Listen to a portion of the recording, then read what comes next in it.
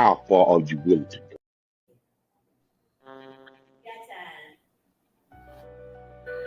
How far are you willing to go? The drive, the sweat, the blood, the tears, your determination through the pain and all the suffering, people overlooking you, telling you that you're not good enough. You have to believe that you're great. And with you believing that you're great, anything you want to do, you can achieve. No one can stop you. Only you can stop yourself. Keep driving. Keep uplifting yourself. Keep going. Keep going. Nothing, and no one can stop you. That goal you want, you can achieve it. How you inspire people is going to be up to you. Keep going. Never give up. Never give up. Keep going. Never give up. What's going on? It's your boy, guy. And we here on 910 Sports TV once again. First and foremost, I want to thank God for this opportunity because without him, it would be no us. So, you know what I'm saying? A second and not least, but I want to introduce my right-hand man, Cowboys' biggest lover, you know what I'm saying? In other terms, your baby mama favorite host. I got my brother, Jacob the Great. What's going on, brother? Hey man, glad to be in the land of the living, brother. As long as I got breath in my body, I got another chance to get it right. Yes, sir. Yes, sir. So go ahead and introduce this young man.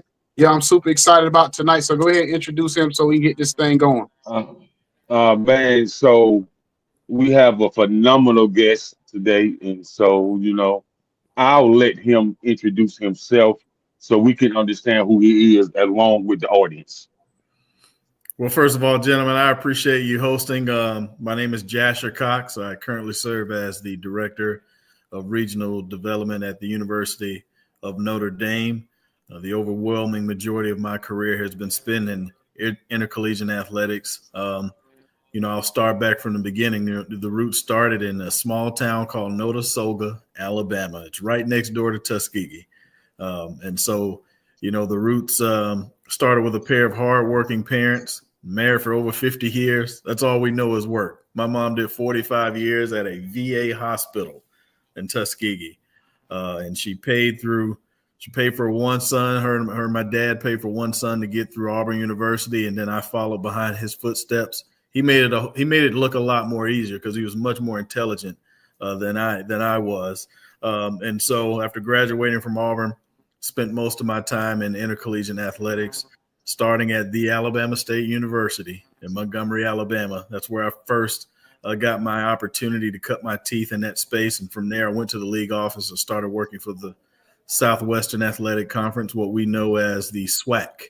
From the SWAC, I made my way to the Midwest and another mid-major conference in the Horizon League. Many people don't know what the Horizon League is or where it's located, but it's in the heart of Indianapolis. And those are the teams in that league that typically ruin your bracket that Thursday and Friday of the first round of the NCAA tournament. So the Wisconsin Green Bays, the Milwaukee Wisconsins, the University of Illinois, Chicago, the schools you normally don't pick that will break your heart on that first Thursday or Friday. Those are the members that are inside of the Horizon League. Shortly after that, I came back to Black College, HBCU, and served in the administrative role as the senior associate AD at Tuskegee University. And then I got my first shot in the chair, became an athletic director in 2019 at Lincoln Memorial University in East Tennessee. It was about 60 miles from Knoxville, and a D2 powerhouse in men's basketball. Went to the Final Four 3 out of 5 years, and even after I left, they're still going to the Final Four. A really dominant program in men's hoops out there. And then I left Lincoln Memorial University and took a job at the good old Allen University, which you guys are familiar with in Columbia, South Carolina. Two Carolina guys here with me today. Of course, you know about an AME school. They were at the time looking to get out of NAIA and make a transition to the NCAA. And so it's a 3-year process, and I was set out to help them achieve that task, which was becoming a full-fledged Division II member, and I wasn't going to leave until it happened. And so after year number 4 or number 3, we saw that come to fruition. And then the University of Notre Dame came calling, and as I'm sure you guys can imagine, one heck of an opportunity and too hard to pass up. I loved my days at Allen University. Definitely love Columbia, South Carolina, but we're happy to be planting our flag here in South Bend at Notre Dame. All right. Well, you had what we call an incredible ride. Yeah. You've been driving the Harley Davis for a long time. Some would say. So, Coach. So let me ask you, man, what made you so passionate?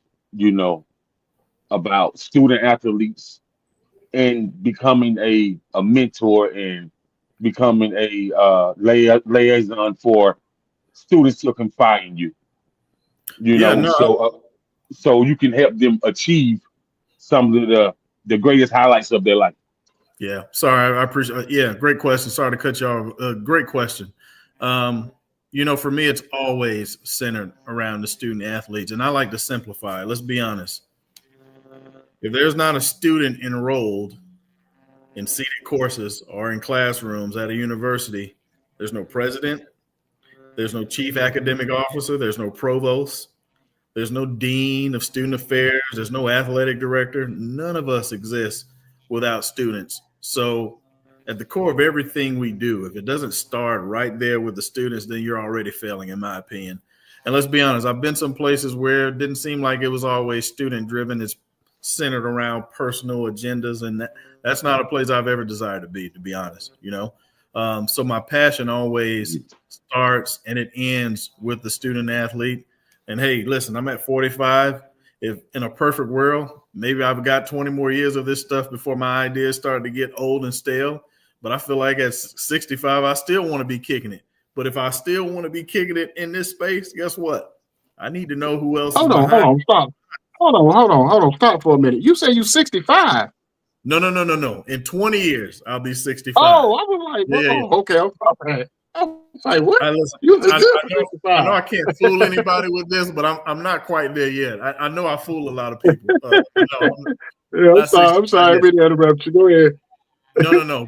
But my point is, if this is a space that I still want to be in the next 20 years, the folks that I'm grooming right now, I've got to have relationships with them. And the only way I can have a good, solid relationship with them is groom them now, treat them kindly, treat them with respect, because at some point they may be hiring an old guy like me. Right. So, Coach, and that's phenomenal that you can be in this space, that you have room and shape a lot of young men for the future, for them to be professionals and productive citizens, in society. What's the biggest challenge for you, and how did you overcome it? Man, the biggest challenge for me has been, working places where you didn't have the resources to really do what you wanted to do for the student athletes and the coaches, right? And I'm not going to call any names about any employers, and to no fault of anybody that I've ever worked with in terms of institutional leadership. I can't point the finger at a president or, a VP or fundraising people because we didn't have this or we didn't have that. Sometimes, let's just be honest, I call a spade for a spade. Our HBCUs are in the center, especially the state-funded ones. They're in the center of what I like to call budgeting malpractice. The HBCUs aren't funded the way they need to be by the state. If you ever see this interview and you ever hear it, you know who you are. I don't have to call you out. And because of that, it makes it extremely difficult for a lot of our schools to stay afloat, or we're doing just that, the bare minimum in terms of staying afloat, because we have to work so hard for just the surface level items that should be budgeted for us by our own states. So that's been the most difficult item to work through, if you will. But, when I got to Columbia, South Carolina, I walked in with a button-down plan, and I convinced those that are in white corporate America that black dollars are very important. And if you invest, I'll show you. And so immediately I went to the airport right there, Columbia, CAE is what we call it, the acronym. I went to the Columbia's airport and I said, listen, put your name here, put your name here, put your name here, and you'll see a return on investment, because people enjoy watching Black college, even if they don't have any ties to it. So that was always my focal point, knowing that we may lack resources in a certain area, especially if you're a private HBCU. Oftentimes you don't get any state funding at all. I was not going to allow that to be something that hindered us. And so if I had to go out and raise those discretionary funds on my own, I was set out to do it. So this is what I say about HBCU. Very interesting you say that. I remember back in 2018, I was in Maysville, South Carolina. This was Dr. Mary McLeod Bethune-'s farm originally, That's who right. started Bethune-Cookman. So Mm-hmm. I was down there with her niece, who's the mayor of Maysville, South Carolina, and Bethune was going through some financial crisis, and so we was at the Dr. Mary Bethune Festival, raising money for Bethune-Cookman.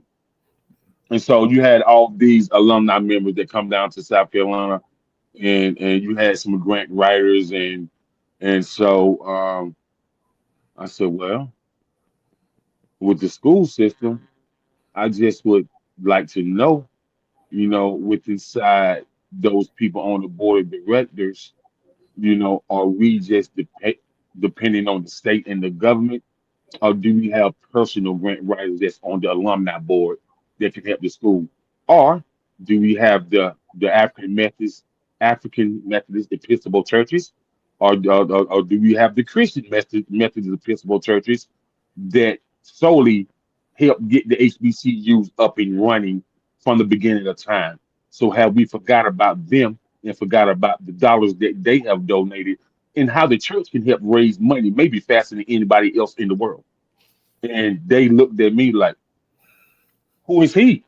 Because ain't nobody know who I was. I was invited by one of my partners, you know what I mean?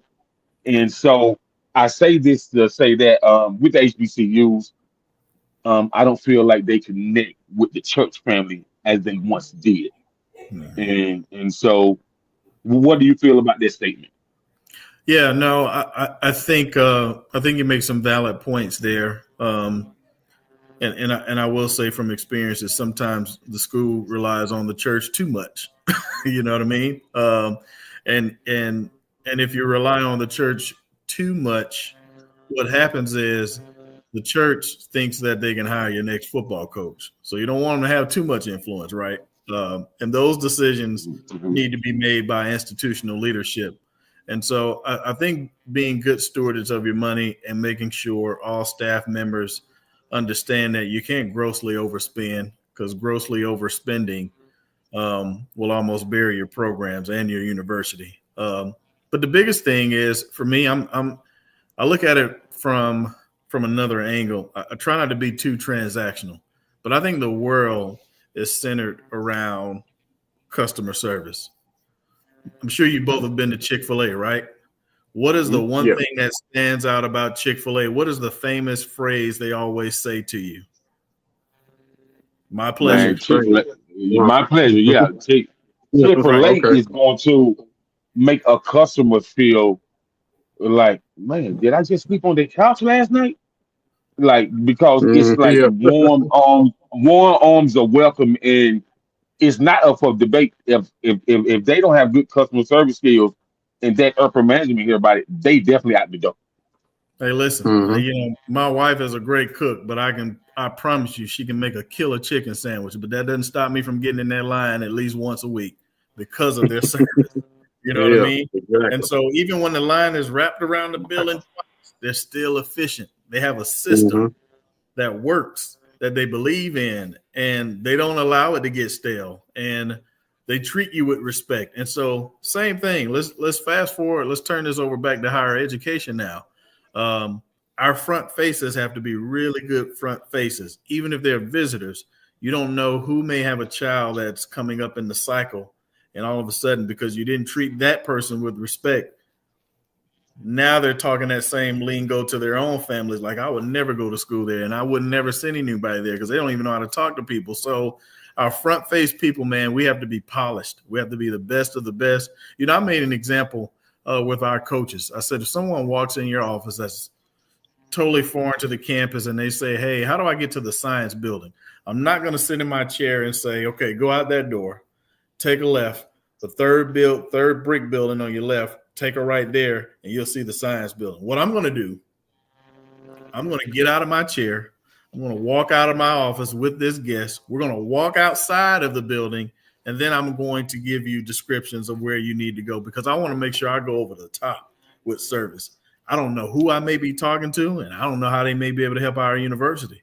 But they'll remember that I went out of my way to help them get from A to B. That's the service that I want people to start thinking. Again, this doesn't have anything to do with fundraising. This doesn't have anything to do with your budget.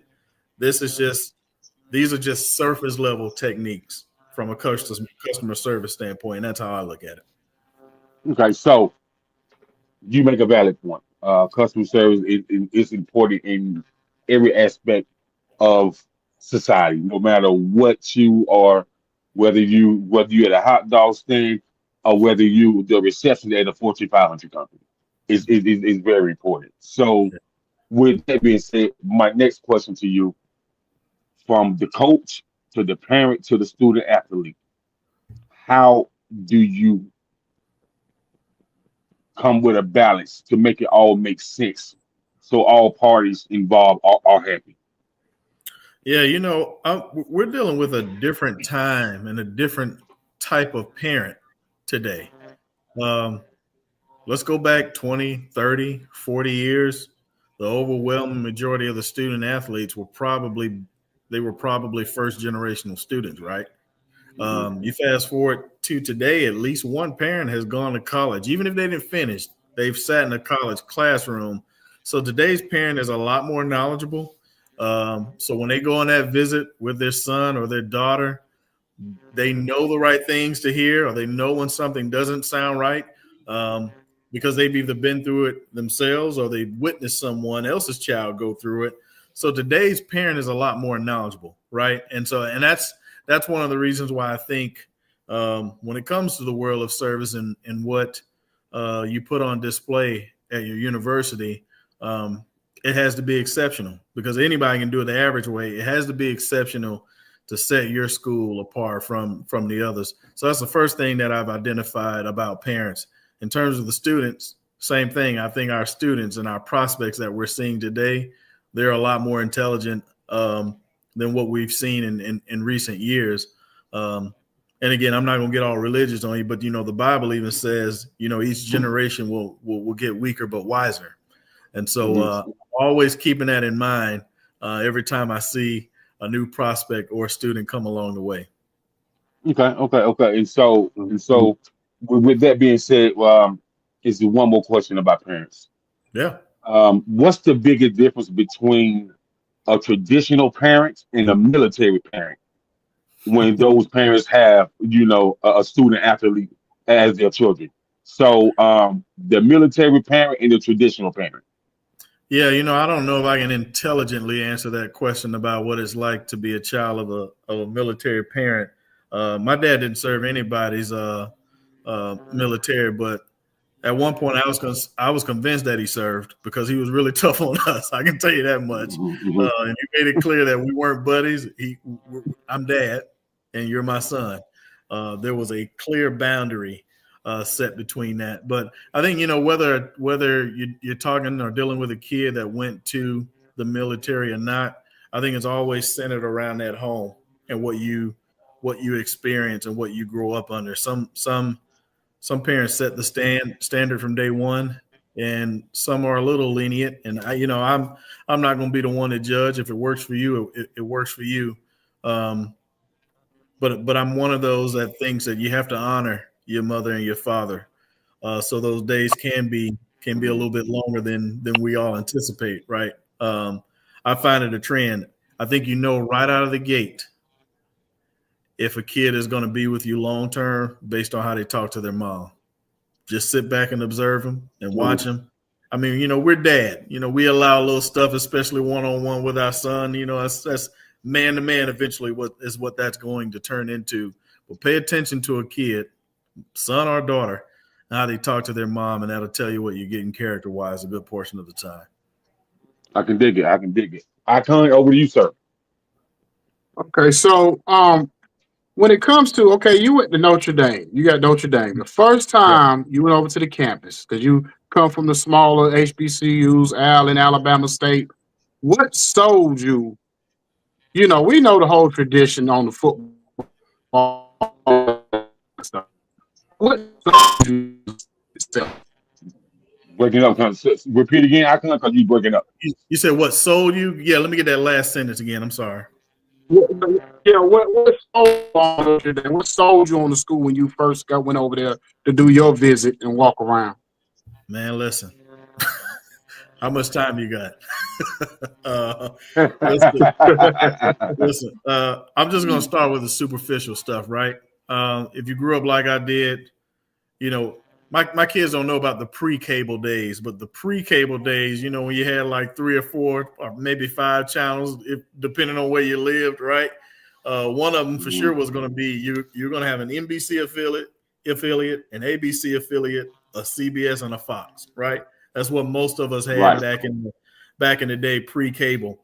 So you always saw Notre Dame at midday, right? Because of their contractual agreement with NBC. And so anytime a telecast came on, you were going to see 2 major items on that campus first. You were going to see Touchdown Jesus, which is the library that sits in the back, far back of the end zone. So every time a touchdown is scored, you see their replica of Jesus like this holding. So that's why they call it Touchdown Jesus. You're always going to see that. And the other one is that massive golden dome, right? Which is what helmets they wear during the football games. That's why the helmets are golden like that, because it's a replica of the Golden Dome, which is known as the main building. When I first set eyes on that main building as I was being driven on campus, it was truly a pinch yourself like moment. Like, wow, I'm here. I grew up in rural East Alabama, a place where we didn't get cable until 1992. My mom and dad left in 2022 and still didn't have internet then. I'm talking about rural, you know? And so it was truly a pinch myself moment. That's the superficial stuff. I think what sold it for me is when I got there as a finalist, I met with several people within institutional leadership's framework and VPs, and every single one of them, they were intentional. They asked me, how was my wife, Ebony, doing? They knew her name. They asked about my daughter, Kaden, who was starting her freshman year at Fayetteville State. And they said, I think you have a son. We didn't get his name, and I know he's 14. I gave him my son's name. They knew all of these people during my interview. And again, I'm not hired yet. I'm just a finalist among other people. I don't know which way they're going. I have no idea. I have no idea where I stand in the pecking order of being a finalist. But that said, one thing for me, that this university is about people and they're intentional. And when you're intentional, man, it stands out. It stuck out like a sore thumb. I told my wife immediately that it's going to be hard to tell them no if a job is offered. The other thing I left out is Notre Dame has a trailing spouses program. So if one spouse is in the mix for a job, your spouse will accompany you to the interview. And while you're actively interviewing, they'll be talking to your spouse about their level of expertise and what space they may be able to fit that person in. It's not guaranteed, but the fact that it's just offered, right? You know, you don't see that very often among employers. So it's a lot of selling points, man. Like I said, I could keep you here for days. So as far as, because I travel all over the country with my job, delivering cars and stuff like that. I've been to South Bend probably 20 times. So what, you know, you could tell it's kind of a small community, you know, where we come from the country or whatever. So when you move around in the city, what's the thing that stick out for you? If I'm an outsider coming in and you like, oh, okay, it's the food, it's this, it's that. What's the thing that sticks out to you the most in that city? Hey man, the weather. I ain't gonna hold you on this one. This is the weather. Again, I grew up in an environment where you might see snow every 2 or 3 years, and by midday it's all melted. but out here it snows, buddy. And if Oh, you yeah. want to come out here and you believe in fashion and you want to have your little nice dunks and your nice designer shoes, you wear them in winter. It'll be one wearing only because you're going to ruin them. So take your behind the boot barn, get you some nice boots that's insulated so your feet don't get wet. The weather is the first thing that stood out to me. Listen, man, my winter clothes that I brought from Columbia, South Carolina, those winter clothes needed winter clothes. That's how cold it was out here, man. Right. Oh, Yeah. my. Yeah, I know. And so, you know, definitely. Yeah, Indiana get a different type of cold. Yeah, Icon. So you said you've been here nearly 20 times. You know exactly where we're located in proximity to Chicago, which is really rock throwing distance. And you know, Chicago sits on Lake Michigan, so we get that lake effect snow. Sometimes the weather is even worse in South Bend, Indiana, than it is Chicago.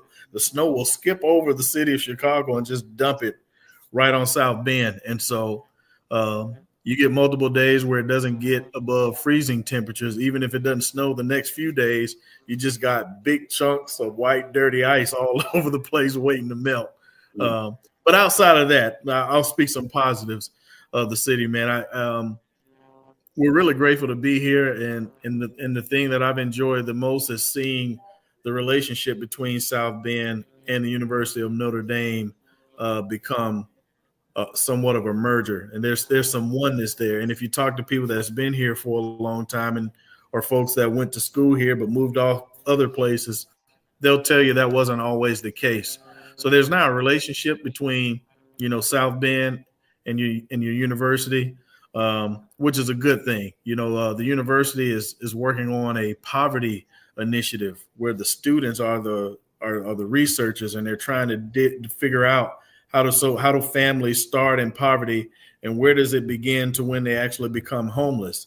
And so they're putting these projects together, and that's real impact. You know, when you got a university spearheading that campaign and then it be student driven, you know, that's meaningful to me. So that's one of the things that stood out more than anything is their relationship between the city and the university. Okay. But I'm getting y'all business in Notre Dame, but you know, this question comes every year, every offseason of when is Notre Dame football finally going to get a conference? Do you think that's something that is never on the horizon, or it's just one of those things that is always going to be Notre Dame is going to keep themselves separate on football when it comes to staying independent? Yeah, I'll admit, I'm one of those that always used to chant that same question, man, when is Notre Dame going to join a league? And then I get here and I see how the sausage is made, and I changed my whole tune. And now I'm thinking, man, for years, Notre Dame has outsmarted everyone. We hosted the University of Indiana in the very first playoff game to be played in the campus last year. And because the University of Notre Dame doesn't belong to a league, they didn't have to share that payout for that game. I won't say the number on here, but you can look it up. Just look up, you know, payout numbers for Notre Dame Indiana playoff game. You'll find it. But the school is full of visionaries. They understand if I join the league, bye-bye to NBC and this lucrative contract where we're the only show in town every Saturday, and you have to watch us wherever you live. They know that contract is gone, and that contract has been lucrative since the 90s. It doesn't benefit me to join the SEC or the ACC where there's a league-wide deal with a network that I've got to split over multiple institutions. No, we're going to stay independent. I understand. And I'm going to say this out of time. I feel like your Hurricanes should have stayed independent. Well, I mean, I don't know if they was ever independent. I think it was always in some kind of conference. They might need to go independent. They weren't in no conference. They was independent before they went to the Big East. Oh, okay. You talking about years and years ago, way back in the day. But I mean, I don't think they really benefit being in the ACC. I definitely agree with that. I don't think they benefit at all from being in the ACC. But Coach, I do want to ask you this. So when you was at, you know, the other colleges, Allen, Alabama State, what do you feel? Because my son, I got a son that goes to Fort Valley State, so I see the issues when it comes to some of the administration stuff.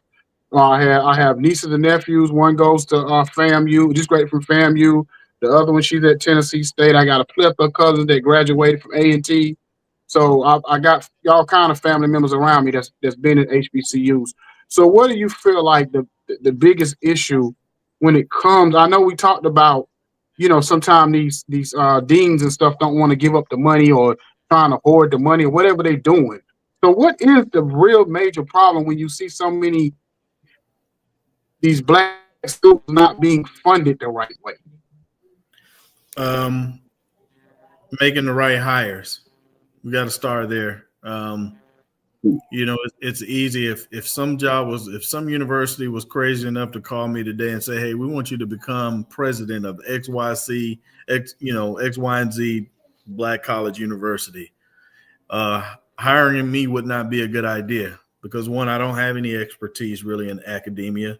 I don't have a PhD in educational leadership. I have not sat in the classroom to teach anybody. If you're hiring me to be your president at HBCU on the auspice because I've worked at Big Bad Notre Dame, that's a bad hire, right? Regardless of what it looks like on the surface, that's just not a good hire. I'm not knowledgeable. Now, if you want to talk to my wife, Dr. Ebony Cox, who served 20 years in K-12 and another additional 6 years now in higher education, that's a better candidate, not me. You know what I mean? Yeah. It starts with making quality hires. We got to make the right hires. The second thing is philanthropy. We've got to get people that are over the advancement and development areas that have a long, proven track record of consistently raising millions of dollars. Here's what I didn't say. I didn't say raising a couple of grand. I didn't say raising 900,000. Those numbers are great, but you need to hire people that work in advancement and development that has a long, proven track record of raising multiple millions for many years in succession. If you don't start there, it's going to be a project for you. Now, I'm not saying the person that you hire won't be able to get there, but we don't have time to train them. Like, I need you to come in with your pilot lit, knowing how to draw millions to the school. You got to start there. If you don't start there, you're already behind. Okay. Well, Jacob, we're gonna do this a little different tonight. So, being that we got a guy, we got a coach on the highest level, we need to get into this NIL. We need to get into these conversations because I already know when we have coaches on here all the time. Let me ask this one question actually, because you know how I am about the philanthropy work. So here's what I see with a lot of black universities, and I think should be changed. A lot of black universities are under the LLC, which I think they should be under the nonprofit law or the foundation type law. Because when it comes to minority grants, when it comes to religion grants, and when it comes to black educational grants, there's about 300 million missing from HBCUs. And so, with that being said, it's just like the churches. Most churches are on the LLC when it comes to the black church, but when it comes to the white church, they under the nonprofit in the foundation law. And so, I just want you to elaborate on that just a little bit, and then we can go into the NIL. No, I think you just educated me on something, man. Honestly, regardless of what you're funded under or what category you fall under, again, it still starts and it ends. It begins and ends with making quality hires. Because again, that VP of Fiscal Affairs could be the most outstanding person you've ever met in your life, but if they can't balance a budget, they're going to put you under the grave financially, and you don't want to be in financial grave. Those years you turn on your TV and you look at those uniforms like, man, those look old. Or those why are they wearing those? There's a reason. Trust me. And so we got to hire people that can balance a budget, man, and just be fiscally sound and not grossly overspend. Okay. Well, I would say, Go ahead. I was just wondering, man, because I know that, it's a whole lot of grant money for black minorities, and black minorities miss out about $410 million of grant money a year. They only use about $106 million in grant money. Hey man, black dollars they're very important. I saw on social media, and sometimes I scroll all that through all that nonsense, but then somebody will start talking, and I may pause for a second, and somebody said, "Black people, just one time, hear me out. Let's just totally boycott Black Friday for 1 year. Don't spend not one dime." And man, if you want to identify how powerful our dollar is, and if you want to evoke some change, I that. Stay up out of Target and Walmart. Stop lining up at those department stores at 11:59 p.m. on Black Friday, pre-Black Friday, if you will. Don't buy nothing online. Let's go ahead and huddle up and talk to our families now. Let the kids know Christmas is going to be a little early this time, okay? Don't, hide the calendar. Do all you want to do. So buy your stuff now. Get it out of the way. But we ain't spending no money whatsoever on Black Friday. Let's just try it. Just one time. Yeah. Man, hey, listen, man. It's funny you say that, Coach. It's funny you say that, Coach, because we talk about that all the time. About the thing about the only way we're going to empower ourselves as black people if we stop spending money in these, commercial and big time, like you say, Target or Target, Walmart. Take your money. You got flea markets. Take your money to those places. You got black-owned clothing stores or whatever it is. Take your money to them. Put your money back with them. You know what I'm saying? At least for like you said, for that doing that Black Friday, maybe for a good year. Just like when they boycotted the bus, that wasn't no overnight thing. That was a process. So we have to stick to something if we really want to get them to listen to us. You know what I'm saying? And the only way we're gonna get the only way you're gonna get the government to listen to you is slow down their money. And that's the only way. The same way Trump is doing it. We can learn from Trump right now. Because Trump saying, okay, y'all don't want to do what I want to do. All right. I'm gonna stop the money. So black folks say, okay, if you give us what we want, we're gonna stop the money. Yeah. You know what I'm saying? Yeah. So it's that easy. So go ahead, Jacob. Sorry. So we got to think about I could and Coach Cox. We got to think about. Do you know how disciplined? And you talk about the bus system, right? Back in the day. Do you know how disciplined the black people were then? Man, it was united. We stand, divided we fall, because they know if they didn't stand together, they would fall. Divided, they'll fall. And so, Jacob, let me just say this, man. My wife, we were living in Montgomery, Alabama, and my wife was was a vice principal of a high school in Selma, Southside Selma School. So she was commuting every day. And so the very first time I made that drive is when she took the job. I'm helping her move in and get in her new digs as a new, vice principal. And I'm like, man, Selma's not as close as I thought it was. I was like, man, you gonna be able to make this commute every day? So we finally get there, and I look at my clock from the time I left to when we arrived. It was exactly 55 minutes. So I'm saying all that to say this. I'm complaining about a 55-minute commute from Montgomery to Selma when those folks from Selma marched on foot to Montgomery. Yes. That's a 55-mile drive now. That ain't, that's an hour of change on the road driving. These folks did it by foot, didn't care about the weather. And they only did it for one reason, just so we could vote. That's it. Yep. So, Coach, I'll say this, man. We got to be disciplined. We got to stand together, and we got to know that we can accomplish something if we can stand together as one. You know what I mean? You got to have that level of thinking to do it. But that's a great idea, because if you ain't got all the black folks by the TV area, we might can do something.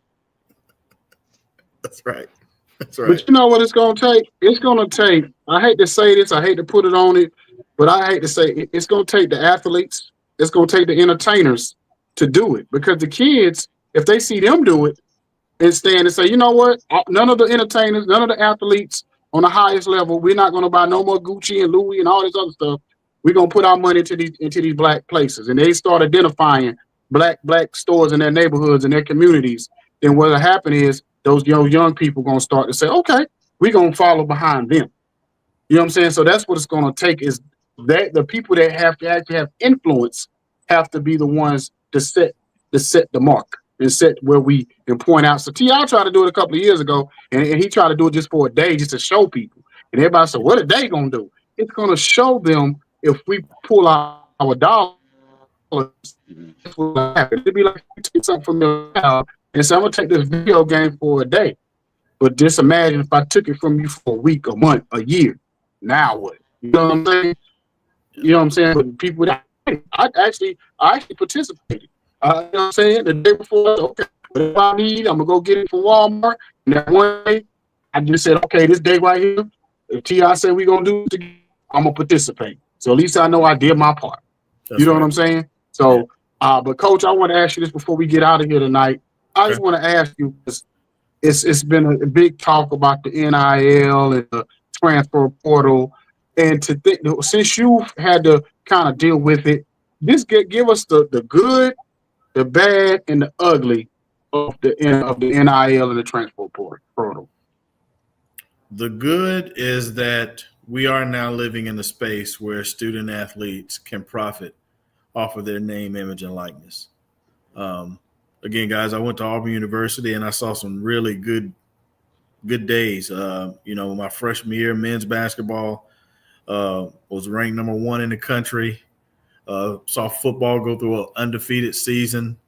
I can't tell you the success. And fast forward, even in my adulthood, I'm watching a program that I thought I'd never see win a national championship. And then again, like a guy like Cam Newton comes along, and I'm in that stadium.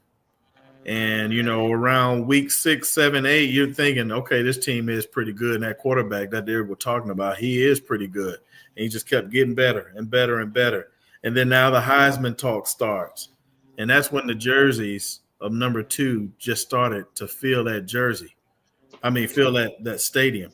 I'm seeing all these number 2 jerseys with Cam Newton's, number on the backside. And I'm sitting here thinking, and I'm like, man, how much would that do for him if he just got a portion of what these bookstores are doing by selling his jersey, And so I didn't think that was fair. And so I'm happy to be in this space where I'm seeing, kids being able to profit off of their name, image, and likeness. That's the good. The bad is that I think it needs to be tiered. I'm not in favor of a kid walking in the door making $2 million to play quarterback for you. And hell, I don't even know if he can really play. So it may not even be a good return on investment to the university, right? And so I can think of a lot of things to do and give a kid $2 million. You know how many more professors I could have? I could endow a salary for some scholarships. I have a lot of things I can do with $2 million instead of giving it to an 18-year-old, who I don't really know. So can it be tiered? And this is probably the academic side that's pouring into me from my wife, because when I went to Auburn, academics was number 1 and athletics was number 2. Academics 1, athletics number 2. So that's the generation that I come from. But, my wife is throwing this academic side to me, and she made the recommendation that, maybe it needs to be tiered. If you get to your sophomore year, you get X. If you get to your junior year, this. If you graduate, you get this. And you know what? We'll double it if you decide to come back and go to graduate school. Maybe there's something to add a little bit more to the pot if you don't become a pro athlete. If you decide to come back, we'll give you a little. So I think it needs to be tiered or incentivized, if you will. I'd love to see that. That's the bad. And the ugly is the financial literacy part of it. Not only does the prospect really need to be educated on what they're getting into, mom and dad does too. And so I don't think any of those things should come to fruition until you pass some type of literacy test and understanding what you're getting into. Here's what I didn't say. I don't think you need to be like the days in Memphis where you had to do some kind of math test just to vote. That's not what I'm talking about. but you just need to go through a program of being educated. You know, I think the biggest mistake we can think about the kid from Tennessee. I can't pronounce his name. He had a long name. Played quarterback for Tennessee, and then transferred to UCLA. Right. And listen, I don't blame a young man for thinking that he's worth a little bit more than he's getting. Totally understand that. That's a risk you make when you decide to leave. I would never give him insight on what he needs to do or his family, but he decided to leave. And so it turns out the money that he thought he was worth after he had gotten dismissed from Tennessee, he ended up getting that same amount, but at UCLA. So now we're talking about taxes in Knoxville, Tennessee, where it's state free tax, right, to California. So now the money that he was supposed to be making, that was the exact same dollar amount at UT, same amount, $2 million, but now it's here because you're in California, right? You know, so just making the right decisions, man, and that's the ugly part. I'm afraid that it's going to affect some of our kids long term. And there's one more thing before we get out of here. There's one more thing that we didn't mention. And I'm gonna say this, coach, and there's no shade to nobody kids. Yeah. But man, your kids as an athlete shouldn't be in the transfer portal, you know, more than Michael Jackson tap dance doing Thriller. Yeah. No. And listen, the portal is another thing. It's a great thing. I think, you know, listen, I done hired some of these coaches, man. Yeah, Mr. AD, I'm going to be with you for 5 years. We're going to ride this thing out. I love to retire here. They win the league back-to-back. They out of there. Trust me. I don't care what they told you during that interview. You know, some of these small players, they get back-to-back winning season, they're going to start picking up that phone, right? Excuse me. Bless you. Bless you. Yeah. Excuse me. Sorry. Bless you, man.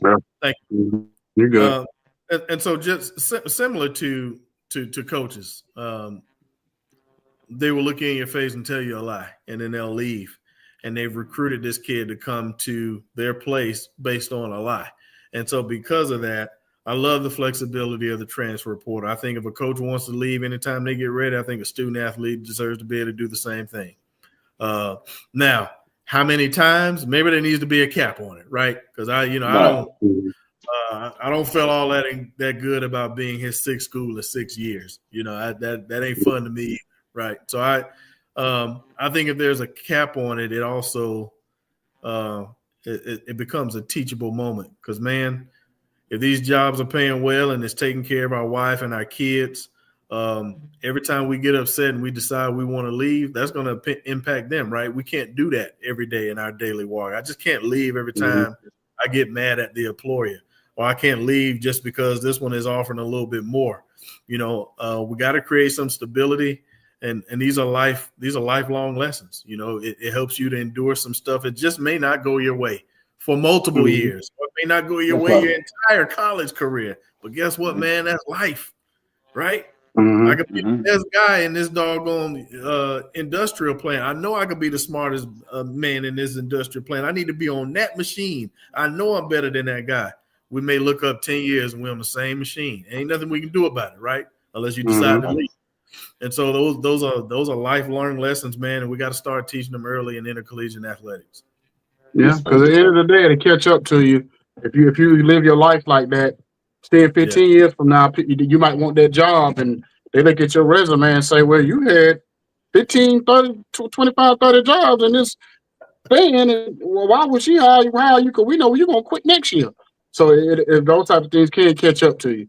So, Coach, I really appreciate you coming on tonight, giving us a time. When my brother Jacob told me you was coming, I was super excited to have somebody with your expertise, your knowledge, somebody who's basically you've lived, you know, you've gone through the life of, you know, the black schools to the ultimate success that a lot of people, you know, African Americans would love to have that kind of success that you had, where you kind of started from the mud and you build yourself up to where you at the highest level. You can't really get no bigger than Notre Dame, you know, when it comes to, you know, especially or academically or athletically. Can't really get no bigger. You know what I mean? Or whatever. So Man, you definitely inspiration. You definitely inspiration, man, for Yeah, sure. definitely. So, I mean, I would say anything we can do to help, but we can't do nothing to help you. But Yes, you can. I'm gonna tell you how you can help me. But first of all, I appreciate those kind words, man, from both of you guys. I don't take it for granted. But now that I'm here talking to you and anybody that's watching, I don't take the credit, man. I was blessed with two really good parents, and they did well by the three boys that they had, and I had two older siblings, and they were the best brothers you could ever imagine. And so I don't take credit for that, man. And then fast forward to adulthood, I married the perfect person to be in this field of intercollegiate athletics, and that's a patient wife. It's an enormous amount of travel. It's an enormous amount of, you thought you were going to see Timmy play his T-ball game, and you got to cancel at the last minute. It's a lot of that stuff, and it's tiring. It's tough on kids. And eventually they become teenagers, and that's when they really start to notice that you're just not around. It's always mom, right? And so an incredibly patient wife and incredibly patient kids that understand the goal that dad was trying to achieve. And you got to have that support system, or all of this is just done in vain anyway. We appreciate okay, you, well, like I said, I coach. appreciate you coming. Coach. Most of all, we gonna do for you, man. We gonna do what everybody grandma on this line said to them before they walk out of the house. Baby, I'm gonna pray for you. So we gonna keep praying for you. Well, thank you, man. And you can't do something for me, man. Invite me back on the show, man. I love talking with y'all, man. I can do this all day. Oh, Don't let this be my only time. Okay. Make me a note, okay. man. We Yes, just gotta talk sports. We can talk politics, whatever you want, man. Call me back. I'll be on the show, man.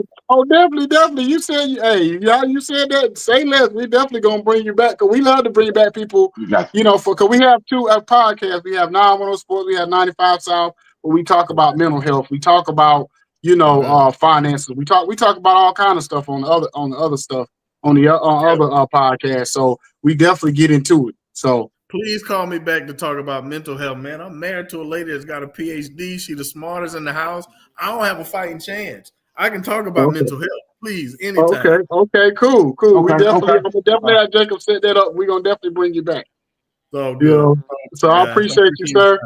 You have a blessed and blessed night, and good luck on the rest of the season. Because Jacob will tell you, Marcus Freeman is one of my favorite coaches in college football. I love the way he coaches. Yeah. You know what I mean, or whatever. Yeah. So, but definitely, and I'm not saying it because you on here. Jacob definitely know that. I ain't gonna hold you, coach. I thought somebody from the NFL was gonna snatch him up, because I got friends who really,